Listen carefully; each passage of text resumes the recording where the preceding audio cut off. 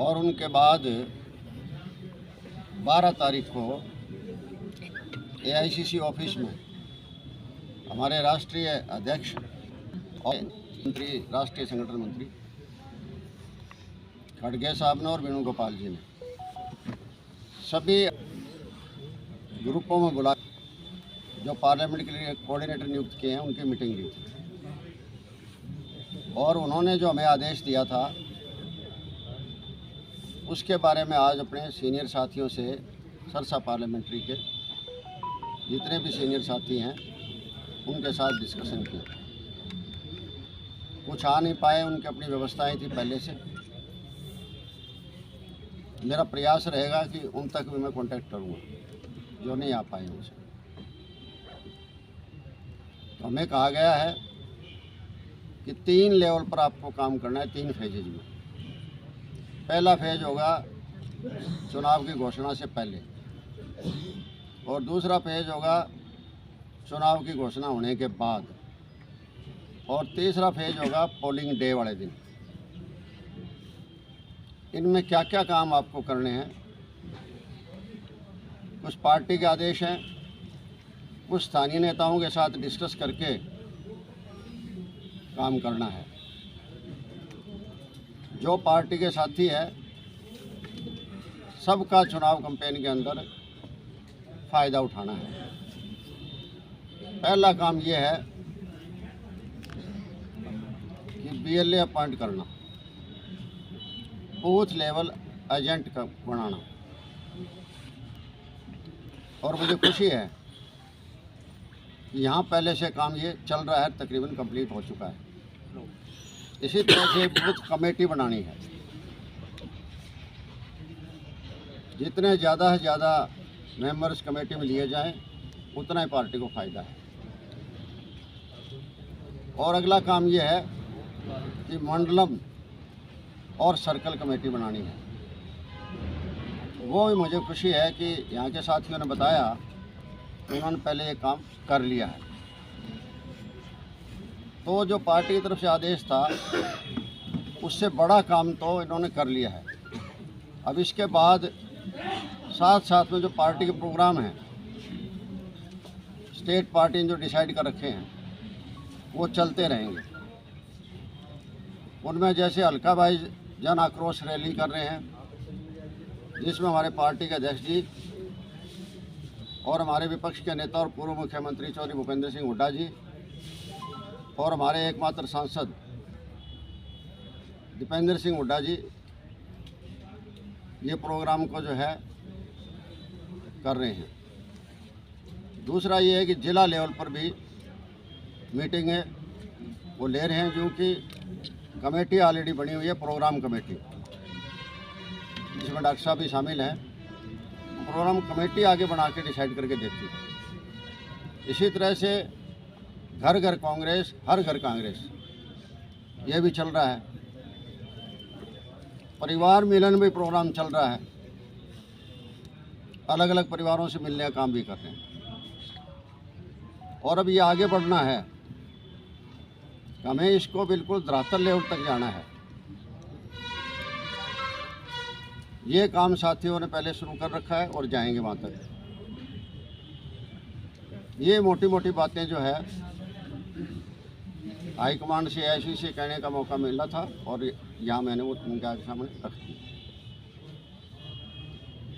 बाकी जो इश्यूज हैं वो स्थानीय लेवल पर इशू हो, चाहे स्टेट का लेवल के इशू हो और नेशनल इशू हो, हर इशू पर हमें इस टाइम बहुत सोच समझ के, वैसे तो हमेशा ही कांग्रेस पार्टी सोच समझ के बोलती रही है, लेकिन अब क्योंकि चुनाव नज़दीक आ रहा है तो एक बहुत ही अपना उत्तरदायित्व मानकर सबको जो है इन चीज़ों का प्रचार करना है। जो हमारे राष्ट्रीय नेता बोलते हैं, जो हमारी राष्ट्रीय पार्टी आदेश देती है या स्टेट पार्टी आदेश देती है, और मिलाकर अपने स्थानीय इश्यूज। आज के दिन कांग्रेस पार्टी के सामने इश्यूज की कोई कमी नहीं। जैसे अब इन दिनों प्रचार किया गया मंदिर का प्रचार किया गया। तो जहाँ तक मंदिर का है, हम सब लोग आस्तिक हैं। सबसे ज़्यादा आस्तिक है वो कांग्रेस पार्टी है। नीचे से वोटर से लेकर और हमारे राष्ट्रीय अध्यक्ष तक सभी लोग आस्तिक हैं। वैसे भी हमारी शुरू से कहावत है, कण कण में राम है। भगवान हर जीव के अंदर भगवान है। ये दूसरी बात है कि हम पूजा करने का हमारे अलग अलग तरीके हैं, लेकिन सारी की सारी पार्टी ज़्यादा नहीं कहते हुए कि इस बात पर आस्तिक है। आज ये भगवान का जो मंदिर बना है, उससे पहले भी जो भी मंदिर थे, उन सब मंदिरों में पार्टी के लोग जाते भी हैं, वोटर तक उसमें जाता है। तो ये इशू तो ये है कि प्रचार वो करें चाहे, राम किसी एक का नहीं हो सकता, राम किसी एक की जेब में नहीं आ सकता, बल्कि भगवान ने तो इसकी सृष्टि की रचना की है। राम ने तो सृष्टि की रचना की है। हम उनकी रचना क्या करेंगे? हमारे क्या औकात है कि हम उनकी रचना कर सकते हैं? दूसरी बात है कि जिस तरह स्टेट के हालात हैं, आज सबसे ज़्यादा तो अपराधग्रस्त हरियाणा हो चुका है, और अपराधग्रस्त में सरेआम डकैतियाँ, सरेआम फिरौती और सरेआम चोरियाँ, सरेआम कत्ल, सरेआम अपहरण, सरेआम महिलाओं की अपमान करना, ये चल रहा है ऑलरेडी हरियाणा में।